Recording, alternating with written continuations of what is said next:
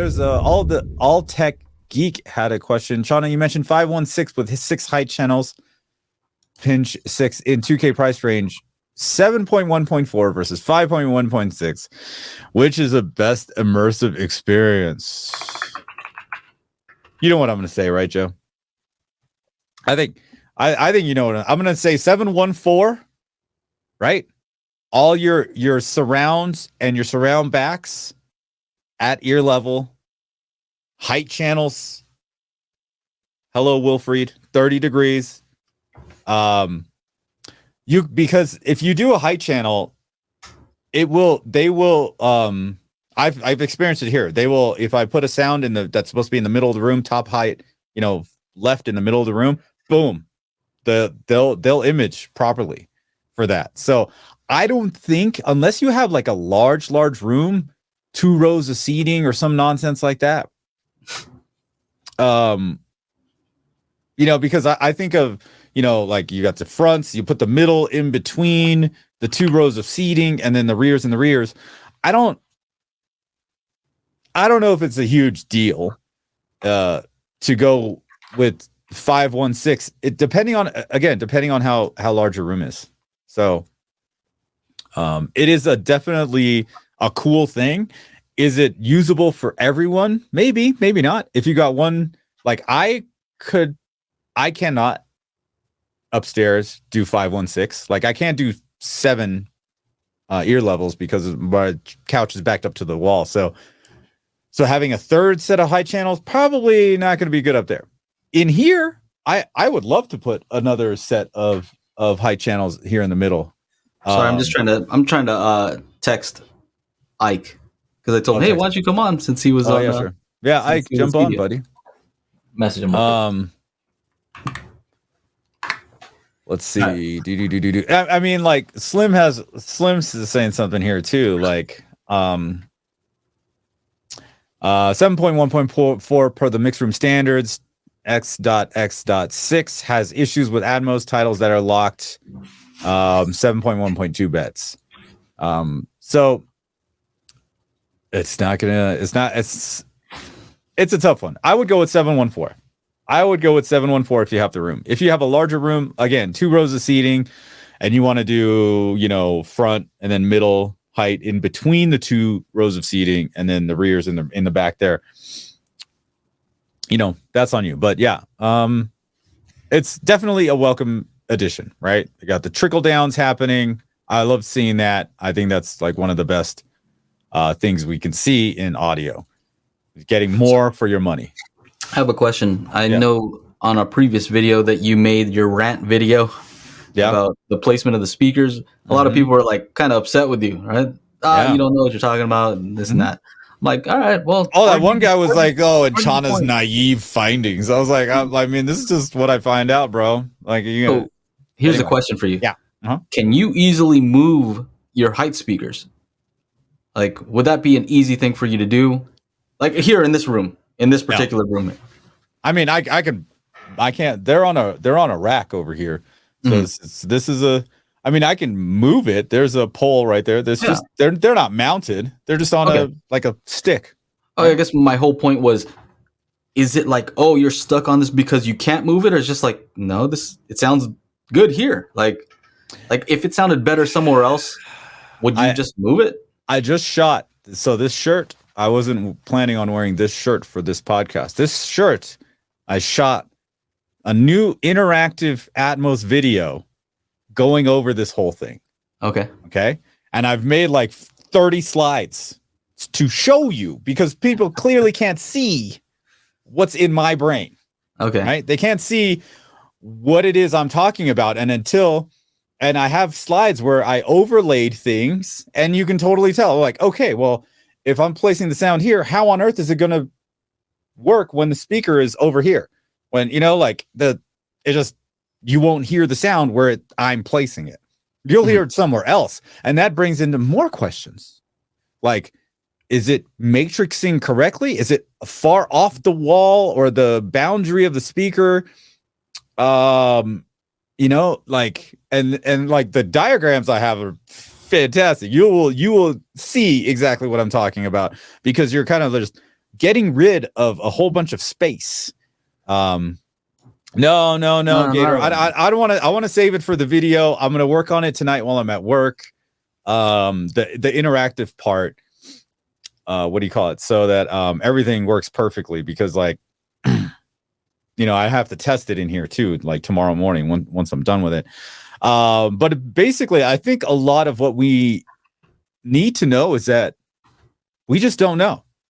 We don't know where these sounds are supposed to be placed properly.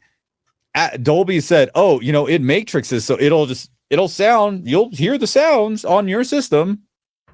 Okay, so, I think we're just figuring out, like you're saying. Yeah, exactly. We're just experimenting. There's no need to get upset at anything. Yeah, you know what I mean. I think they're just.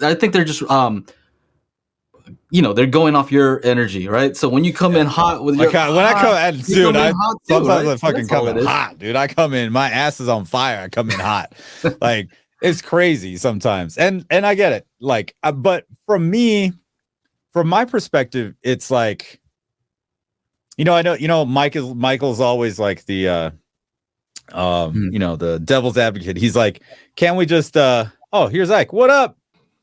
What's up, Ike? What's up, people? Easy Easy HT Tech. What's going on, buddy? Yeah, doing good. Do I sound good? Because I was good to do a mic check. Okay, sounds good. Yeah, no, you're good. You're using the same mics we are, so I know, man. Yeah, I'm using a Sennheiser right now, but anyway, I want to ask you about some serious stuff. But real quick, Chana, why don't you finish your thought? So basically, it's like this, and when Dolby's kind of told us, hey, this is this new thing, and this isn't, and we've been doing it since like 2014 now, 2016, when I started Atmos. And I thought it was the coolest thing. I have 512. Then when I moved to 514, oh man, this is amazing. Then I built this 714 in here, and I'm like, wait a minute, something's wrong with my setup upstairs.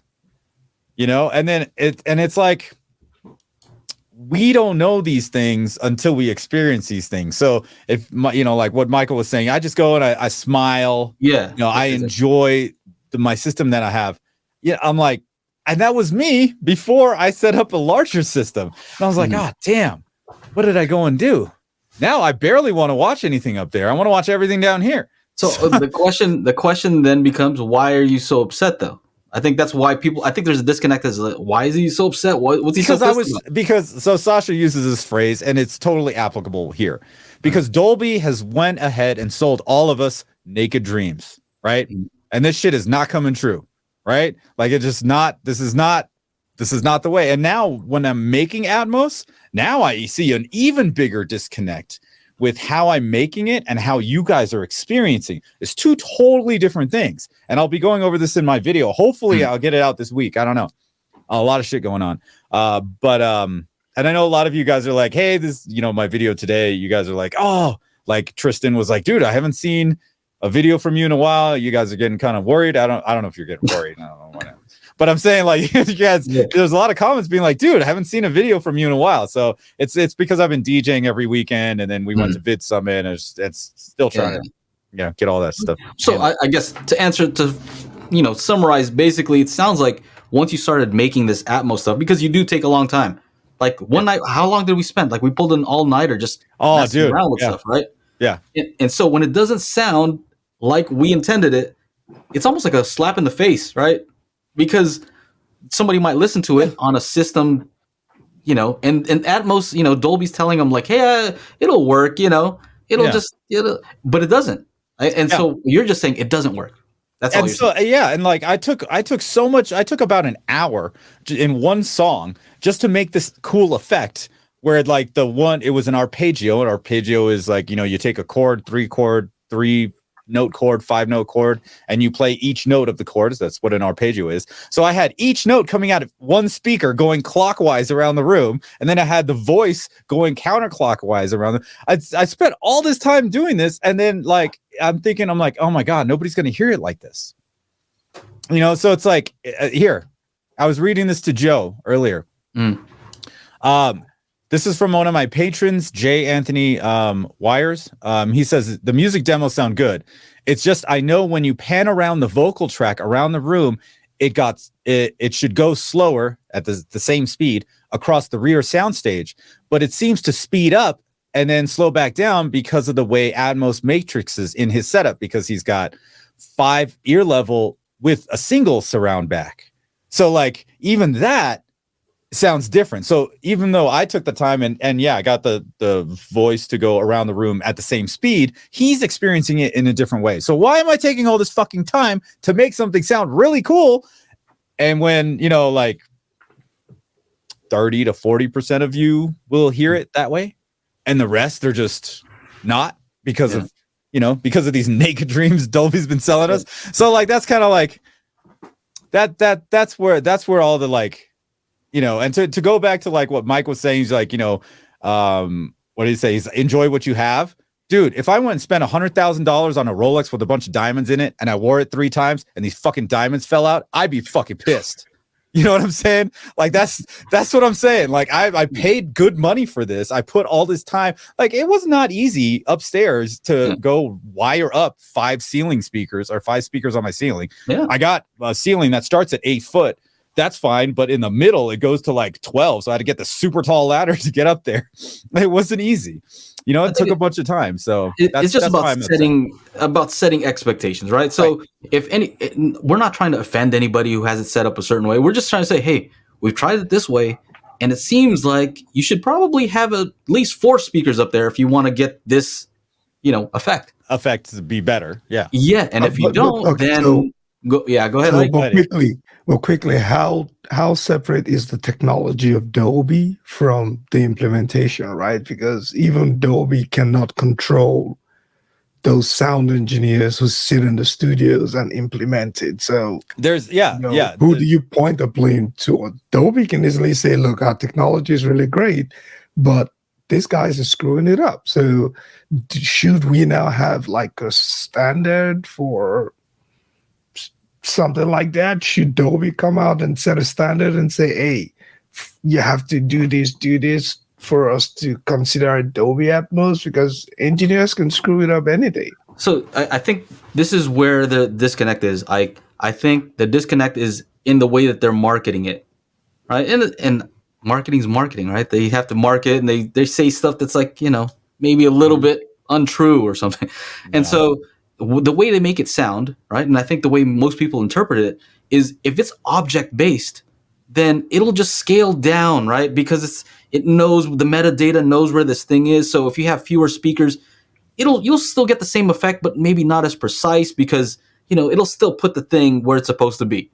It doesn't do that, right? It doesn't put the thing where it's supposed to be. Even with this object based thing, it just doesn't do it. I think that's where it's at, is we're just trying to make that clear. It doesn't do that. Can they make it do that? Is it possible? You know, here's the other side, is maybe the sound engineer, knowing this now, can design the sound a little bit different so that it does translate a little bit better. Maybe they're not going to put something all the way in the heights. Maybe they're going to make it a little bit lower so it uses your ear level speakers to kind of pan things around. Basically, the more we find out, the better things can become for the end user, as well as the person making the stuff, if they understand how it's kind of working. Because a lot of these sound engineers, they might not be home theater folks, so they're not trying out different setups. Oh, they go in 100%. You know, they're not going to, you know, try out the thing at. Well, I know one of the comments from somebody named Ben Dover on that wasn't published because he kept cursing in there. Okay. He said, obviously it's a fake account. It's got to be, right?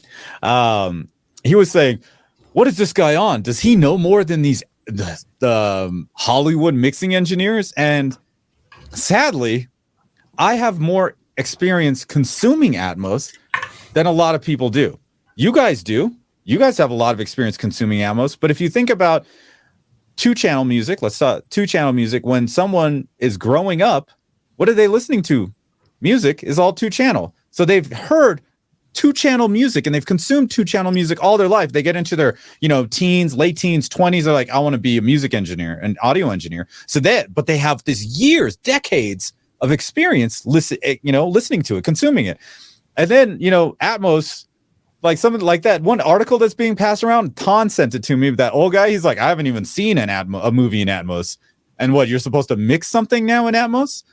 Do you know how much like time it takes to master mixing in 2-channel? Now these guys have 11 speakers, sometimes 16 or 15. Like, I bet you anything, like I even got a comment today by Randy Solar sent me an email about, I did an extended mix for the Panic Room. If you guys haven't gotten that yet, you should sign up for my newsletter and get that. He says this: the Panic Room is the best Atmos music track I've heard. Can't believe studios are not doing more of this. You did amazing work. Also, I'd be interested in a personalized Atmos trailer for my home theater. So it, it seems to me like I already know what sounds cool in Atmos because I've consumed it since 2016 here in my home. They have not. They just went ahead and be like, oh, this is another way for us to make money.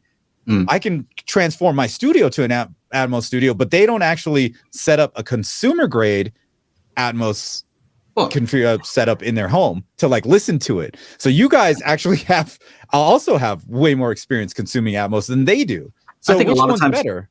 I think a lot of times people make assumptions based on like what somebody's profession is, right? I'm a mixer. I'm a sound mixer. All right, this guy must know all kinds. He must know psychoacoustic. He must know all this stuff. Look, when I had my shop in Burbank, right? That's where all the studios were. A lot of the clients that came in were from the studios. So I have these people who, people who won awards, like, they're showing me pictures with their Academy Awards, right? In sound engineering. But I had my stereo system there and would talk about, hey, let's just talk about audio then. I have mics here. I got all kinds of stuff. They didn't know about that part, right? They knew about their specific job of mixing. That was it. They were here. They didn't know. Like, the speakers were provided to them, right? I'm like, what kind of speakers? I don't know. I'm like, were they Genelec? I think, let me show you a picture. Yeah, those are it. See, you see what I'm saying? They don't even know. They don't know to that extent, right? They're not picking that stuff. They're a professional at one specific thing. So I think that's the difference, is that, Chana, you have experience mixing. You also have experience, like you're saying, consuming and looking at it from a different perspective. And so I think that's why it's a little bit different when you can see it from both ends. Like, oh, the consumer is not getting what I'm delivering, right? So anyway, I think we've beaten this for a while. Now, if you'd like to join us in the after show, make sure to become a patron. It would be patreon.com/daily HiFi, and you get to video chat, kind of like this with us after the show. It's pretty awesome. You should check it out.